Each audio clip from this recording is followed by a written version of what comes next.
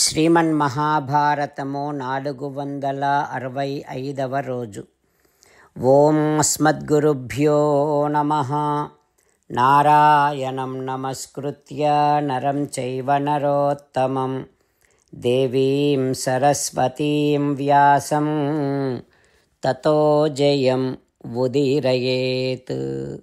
శ్రీమన్మహాభారతము సభాపర్వము 33వ అధ్యాయము ద్వారా సూత మహానుభావుడు శౌనకాది మహర్షులందరికీ ప్రవచనం చేస్తూ ఈ రకంగా చెబుతూ ఉన్నాడు. ఓ మహర్షులారా, వైశంపాయన మహర్షి జనమేజయ మహారాజుకు శ్రీమన్మహాభారతాన్ని ఉపదేశం చేస్తూ ఇలా చెబుతూ ఉన్నాడు.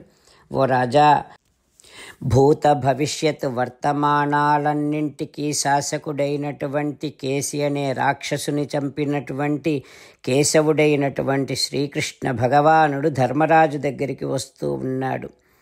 వృష్ణి వంశస్థులందరికీ ప్రాకారము వంటివాడు శ్రీకృష్ణ భగవానుడు. ఆపదలలో అందరికీ అభయమిచ్చేటటువంటి వాడు శ్రీకృష్ణ భగవానుడు.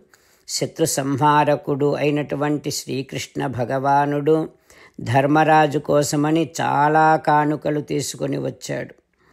తన తండ్రి యొక్క సేనంతటినీ ధర్మరాజు పక్షములో నిలిపి అనేకమైనటువంటి ధనరాశులను కానుకలుగా తెచ్చి సేనతో సహా శ్రీకృష్ణ భగవానుడు ధర్మరాజుకు సహాయముగా వచ్చాడు. ఆ ధనరాశులకు అంతే లేదు. రత్నాల సముద్రము రత్నసాగరం అక్షయం నాదయన్ రథఘోషేణ ప్రవివేశ పురుషోత్తమం.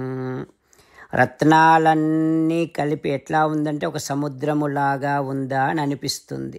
అంత గొప్ప సంపదను కేశవుడైన శ్రీకృష్ణ భగవానుడు రథాలలో పెట్టుకొని ధర్మరాజు దగ్గరకు వస్తూ ఉంటే ఆ రథాల ధ్వని దిశలన్నింటినీ మారుమ్రోగిస్తూ అప్పుడు ఆ అద్భుతమైనటువంటి ధ్వనుల మధ్యలో శ్రీకృష్ణ భగవానుడు ఇంద్రప్రస్థములోనికి ప్రవేశించాడు. అప్పటికే నిండినటువంటి ధనాగారాన్ని శ్రీకృష్ణుడు తన అక్షయమైనటువంటి ధనరాశులతో నింపాడు. అతని రాక పాండవుల శత్రువులకు శోకాన్ని పెంచింది. శ్రీకృష్ణుని రాకతో ఇంద్రప్రస్థమంతా కూడా అసూర్యమివ సూర్యేన నివాతమివ వాయున కృష్ణేన సముపేతేన జహృషే భారతం పురం. శ్రీకృష్ణుని రాకతో ఇంద్రప్రస్థమంతా సూర్యోదయమైనప్పుడు పొందే వెలుగులాగా, గాలి వలన ఏర్పడేటటువంటి ప్రాణశక్తిలాగా మంచి ఉత్సాహముతోని ఉల్లాసముతోని ఆ ఇంద్రప్రస్థమంతా వెళ్ళి విరుస్తోంది శ్రీకృష్ణ భగవానుడి యొక్క రాకతో. ధర్మరాజు చాలా ప్రసన్నంగా వెళ్ళి కృష్ణ భగవానుడిని కలిశాడు. శాస్త్ర మర్యాదతో స్వాగత సత్కారాలు చేసి కృష్ణ కుశలమేనా అని అడిగాడు. ఆ తర్వాత సుఖాసీనుడైన తర్వాత శ్రీకృష్ణ భగవానుని దగ్గరకు ధౌమ్యుడు, ద్వైపాయనుడు, ఇతరమైనటువంటి ఋషులతో తన 4 సోదరులతో ధర్మరాజు కలిసి వచ్చి ఈ రకంగా శ్రీకృష్ణ భగవానుడితో అంటూ ఉన్నాడు. ఏమంటున్నాడో రేపు తెలుసుకుందాం. జై శ్రీమన్నారాయణ. జై శ్రీమన్నారాయణ. అమ్మా నాన్నలకు సాష్టాంగ నమస్కారం చేద్దాం. మన ఆచార్యవర్యుల శ్రీచరణారవిందములకు సాష్టాంగ నమస్కారం చేద్దాం. శ్రీ వేదవ్యాస మహర్షుల వారి దివ్య పాదారవిందములకు సాష్టాంగ నమస్కారం చేద్దాం. శ్రీ విఘ్నేశ్వర స్వామి వారి శ్రీచరణారవిందములకు సాష్టాంగ నమస్కారం చేద్దాం. శ్రీమన్మహాభారత గ్రంథరాజమునకు శిరస్సు వంచి నమస్కరిద్దాం. శ్రీకృష్ణ భగవానుని శ్రీచరణారవిందములకు సాష్టాంగ నమస్కారం చేద్దాం. మన హృదయ మందిరములోనే అంతర్యామిగా వేంచేసి ఉన్నటువంటి శ్రీమన్నారాయణుడిని సేవిస్తూ మనని మనము స్వామికి సమర్పించుకుంటున్నామనే భావనాపూర్వకముగా సాష్టాంగ నమస్కారము చేస్తూ స్వామి నామ సంకీర్తన చేద్దాం. శ్రీమన్నారాయణ నారాయణ నారాయణ శ్రీమన్నారాయణ నారాయణ నారాయణ. శ్రీమన్నారాయణుడే శ్రీకృష్ణ భగవానుడిగా వచ్చి మనందరికీ భగవద్గీతను ఇచ్చి మనందరినీ ఒక 8 పనులు చేయమని చెబుతూ ఉన్నాడు. అందుకని భగవన్ తప్పకుండా చేస్తామంటూ మనం ప్రతిరోజు ఈ రకంగా మాట ఇద్దాం. హో శ్రీమన్నారాయణ కరిష్యే వచనం తవ సర్వం శ్రీకృష్ణార్పణమస్తు. జై శ్రీమన్నారాయణ. జై శ్రీమన్నారాయణ. భక్తులకు ప్రత్యేకమైనటువంటి విజ్ఞాపన. మీకు అన్ని విషయాలలో వెంటనే మంచి ఫలితాలు రావాలి అనంటే ప్రతిరోజు 1 నిమిషం వెచ్చించి నారాయణాస్త్రాన్ని చదవండి. ఇక మీకు తిరిగే ఉండదు. నారాయణాస్త్రాన్ని పొందడానికి మీరేం చేయాలంటే నారాయణాస్త్రం అనే వెబ్సైట్కి వెళ్ళి మీ పేరు మీ ఈమెయిల్ ఇస్తే మీ ఈమెయిల్కి నారాయణాస్త్రం PDF వస్తుంది. అందులో ఒక రామాయణ శ్లోకం, ఒక గీతా శ్లోకం, ఒక విష్ణునామం ఉంటాయి. ఆ 3 కలిపి నారాయణాస్త్రం అంటాం.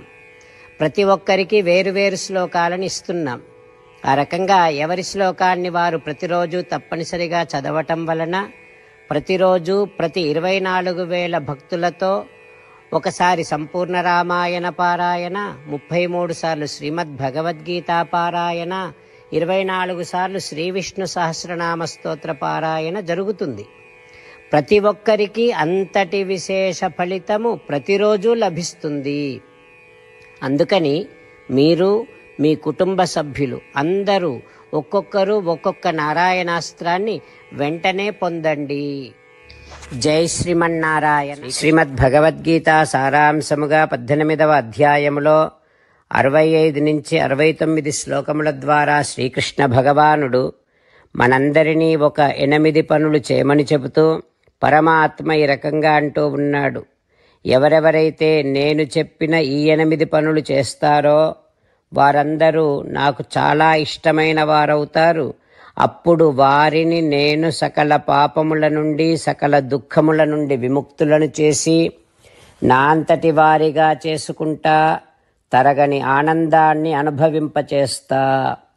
నిజమే చెబుతున్నా, ప్రమాణము చేసి చెబుతున్నా అంటూ సాక్షాత్తుగా దేవదేవుడైన శ్రీమన్నారాయణుడైన శ్రీకృష్ణ భగవానుడే మనను ఈ 8 పనులు చేయమని చెబుతూ ఉన్నాడు కనుక హో శ్రీమన్నారాయణ కరిష్యే వచనం తవ, తప్పకుండా చేస్తా, నువ్వు చెప్పినట్టే చేస్తా అంటూ మనం ప్రతిరోజు దేవదేవుడైన శ్రీమన్నారాయణుడికి ఈ రకంగా మాట ఇద్దాం. హో శ్రీమన్నారాయణ, నువ్వు చెప్పినట్టే నేను నిన్నే సంతతము ధ్యానము చేస్తూ ఉంటా. హో శ్రీమన్నారాయణ, నువ్వు చెప్పినట్టే నేను నీ భక్తుడిగానే ఉంటా.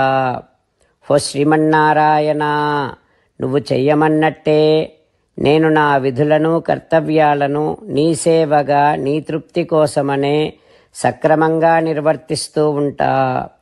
హో శ్రీమన్నారాయణ, నువ్వు చెప్పినట్టే నేను నీవాడిని అనే మహావిశ్వాసాన్ని సంతతము కలిగి ఉంటూ నా హృదయములో నీకే నమస్కరిస్తూ ఉంటా. హో శ్రీమన్నారాయణ, మామేకం శరణం వ్రజ, నన్నొక్కడిని మాత్రమే శరణు వేడుకో అని నువ్వే అన్నావు కనుక నేను నిన్ను ఒక్కడిని మాత్రమే శరణు వేడుకుంటా. హో శ్రీమన్నారాయణ, మా శుచః, ఇక దుఃఖించకు అని నువ్వే నాకు భరోసా ఇస్తూ ఉన్నావు కనుక నేను ఇక దుఃఖించను. హో శ్రీమన్నారాయణ, నువ్వు చెప్పినట్టే నువ్వు నా కోసమని చెప్పిన శ్రీమద్భగవద్గీతను ఎప్పుడో ఒక్కసారి కాకుండా ప్రతిరోజు కనీసం 1 శ్లోకాన్నైనా అనుసంధానము చేస్తూ గీతోపదేశాన్ని జ్ఞాపకం చేసుకుంటూ ఉంటా.